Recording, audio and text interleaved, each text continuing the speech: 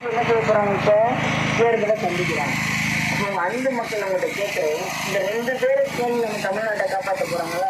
சத்தியமா இல்லை. இந்த நம்ம முதலமைச்சர் இந்த 5 வருட காலம் இந்த மோடியோட போராடி ஒற்றை ஆளாக நமக்கு இவ்வளவு திட்டங்களை கொண்டு வந்திருக்காரு. மாதம் 1000 ரூபாய் கலைஞர் உரிமை தொகை திட்டம், விடுதலை பயண பேருந்து திட்டம், மக்கள் கட்டணம் இல்லாமல் போறாங்க, நான் முதல்வன் திட்டம், தமிழ் புதல்வன் திட்டம், புதுமை திட்டம், இப்படி நம்ம சொல்ல எடப்பாடி பழனிசாமின்னு சொல்லுவாரு. நேற்று வந்து விஜய் வந்து நம்மளை காப்பாற்றிடுவாரு. வேலு நடனமாட்டால் நடிகர் வரவேற்கிறோம் இல்லைன்னு சொல்லலை, அவருடைய கலையை ரசிக்கிறோம் இல்லை.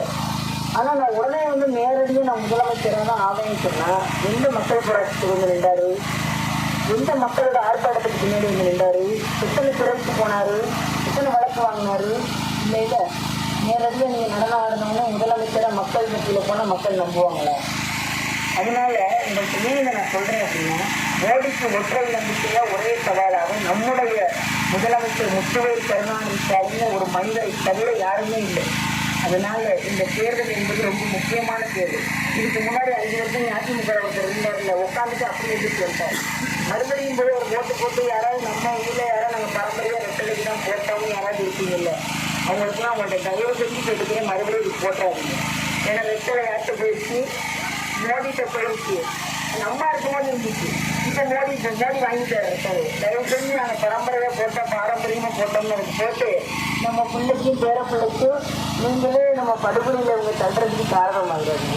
அதனால என் அன்பு உறவுகள், நம்ம ஏப்ரல் 23 நம்ம போவோம்ல வாக்குச்சாவடிக்கு, அப்போ நம்ம ஆள்காட்சிகளுக்கு ஒரு பொத்தானை அழுத்துவோம்ல, அப்படி அழுத்தும் போது நம்ம வீட்டில் பிள்ளைங்க இருக்காங்க, பேர பிள்ளைகள் இருக்காங்க, அவங்களுடைய கல்வி பாதிச்சிடக்கூடாது. முக்கியமாக நம்ம தமிழ்நாடு பாரு, நம்ம இருந்து நம்ம காலங்கள் முடிஞ்சிடும்.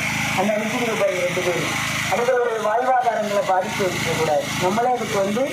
நம்மளே ஆளாயிடக்கூடாது. அதனால என் அன்பு மக்கள், 2வது இடத்துல நம் தமிழ்நாட்டை காக்கக்கூடிய சின்னம் உதயசூரியன் முடித்துக் கொண்டிருக்கும். என் அன்பு மக்கள், ஒரே சவாலாக இருக்கக்கூடிய கடைசி நம்பருக்கு நம்ம முதலமைச்சரை விட்ட யாருமே இல்லை. அதனால நாளைய தலைமுறை நல்லா இருக்கணும்னு நினைச்சிங்கன்னா உதயசூரியன் சின்னத்தில் வாக்களித்து நம் தமிழ்நாட்டையும் மீட்டெடுப்போம், நம்ம சட்டமன்ற தொகுதியையும் மீட்டெடுப்போம் என்று கூறி இவ்வளவு நேரம் நான் பேசினதை வாய்ப்பெடுத்து நின்று கேட்டதற்கு நன்றி கூறி விடைபெறுகிறேன். நன்றி, வணக்கம். இன்னும் கொஞ்ச நேரத்தில் அண்ணன் வந்துடுவார். ஒரு நல்ல மனிதரை, ஒரு சாமானியின் குரலை நம்ம சட்டமன்றத்தில் ஓங்கி ஒழிக்கட்டும் என்று கூறி விடைபெறுகிறேன். நன்றி, வணக்கம்.